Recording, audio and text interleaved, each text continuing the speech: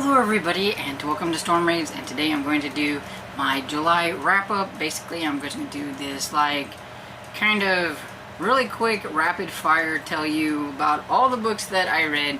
Figured I'd just do it that way and I don't know, see if I like it that way or not, I don't know. I'm always changing up how I do my wrap-ups because, you know, it's just me and that's how I do it. Anyway, so I read 28 books in July, which was actually a lot more than I thought I was going to read. I've started not really paying that much attention. I just put them into my spreadsheet and then whatever it says at the end of the month, that's what I did. And sometimes I even forget books to put on there. I'm really bad at keeping track of things. Anyway, so 20 of them were audiobooks, 3 were ebooks, and 5 were physical books, which is, you know, pretty good for me considering. So I had 5 stars, but 3 of those were rereads, so they don't necessarily count. I knew I was going to enjoy them anyway. I had 17 4 stars, 3 3.5, and 3 3 stars. So nothing lower than 3, which is really good. And most of mine set 4 stars. That's usually where they set most of them. And so I did really good. I'm just going to kind of go down it and just let you know what they are. I'm not really going to necessarily say too much about them. So in the 5-star category, I had Persuasion by Jane Austen. Of course, everybody by now knows this is my favorite Jane Austen book. Then I finished up The Book of Life by Deborah Harkness. And I'm pretty sure by now everybody knows this is my favorite trilogy, and so I really like that one. And then I read Man-Rattan by Hunter Shea. This one gets 5 stars just more for funness and a wild ride of a killer animal horror book than anything else. And 12 Slaves of Christmas by Jacqueline Frost, of course. And then Rain and Fire by Julie Mulhern, which this was probably one of my favorite ones in the series, and this is the 16th book in that series. And so there's my 5 stars. And then for my 4 stars, I had Mystery in the Highlands by Lydia Travers. This was an e-arc that I had, and my favorite book out of the series so far. There are 3 out. And then Murder Off the Books by Tamara Berry. This is a very enjoyable series, and this is the 3rd book in that series. Sticking to Her Guns by B.J. Daniels. Also, I mean, it's B.J. Daniels. And 4 Parties and a Funeral by Maria Del Rico. This series has grown on me from the beginning. This is the 4th book, and I am liking it more and more.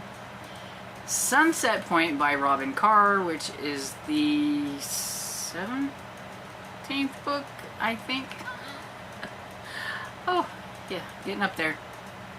City of Nightmares by Rebecca Schaeffer, which was kind of a surprise for me because I really didn't know how I would like that one going in. So I'm kind of, glad that I actually enjoyed that one and can't wait for the 2nd book, which will be the ending of it because it is a duology. A Botanist's Guide to Flowers and Fatality. I don't know why I can never spit that out. By Kate Kavari, I think that's how you say it. And this is the 2nd book in the Saffron Ever series.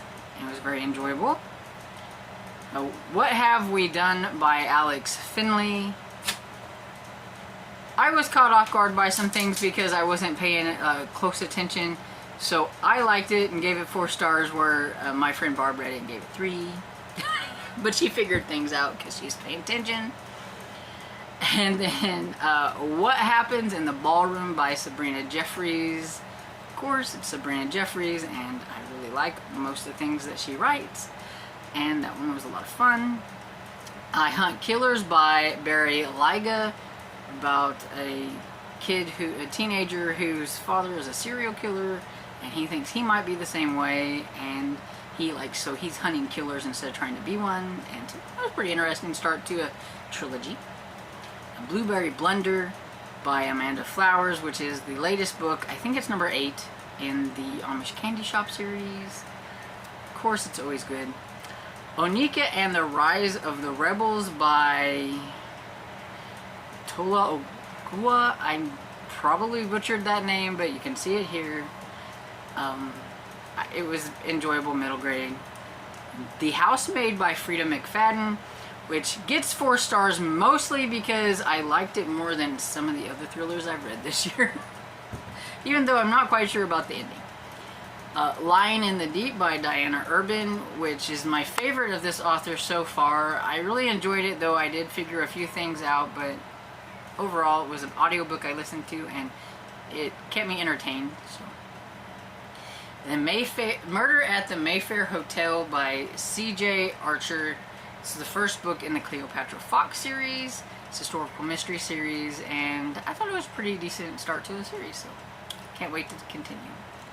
Then Doom in the Deep by Josh Burke.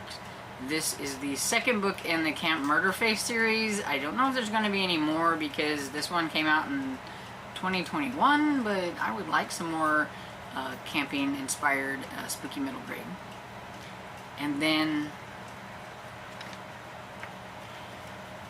The Case of the Missing Tart by Christy Curran Bauer. This was a cute little graphic novel book that I have an arc of and everything, so it was just really cute. If you have little ones and they like graphic novels, watch out for this one. It comes out this month in August. So my 3.5 stars. So this is where my the 3 and the 3.5 is where my retro books ended up, which, that's okay. You get some hits and some misses and all that kind of good stuff. But so, Castaways by Laurel Ames. This one got 3.5 stars. It was enjoyable, but I would have liked it to be a little bit better. But, that's how it is. But it's a historical, Harley Quinn historical number 197. It's from 1993, I think. Yeah, so there's that. And then I listened to Games for Dead Girls by Jen Williams. And I thought this one was okay. It's a thriller. Like I said, I'm kind of hit or miss. I haven't read like the best of thrillers, but I thought this one was fairly decent. I'm still not really quite sure about the ending on this one either, but I still liked it. Let It Sow by Elizabeth Lynn Casey. I did like this one a tad bit more than some of the other ones in this series, but it still hasn't got a 4-star out of me yet. And that was the 7th book in the series, so I'm kind of hoping that maybe one will hit it out of the ballpark.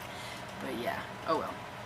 And then my 3 stars I had Murder at the Vicarage by Agatha Christie. It's the first kind of official or unofficial start of the Miss Marple series. The first one that they claim is like the first one where you meet Mrs. Marple is like a bunch of short stories, and I'm just not a short story kind of person, so I started with this one. And then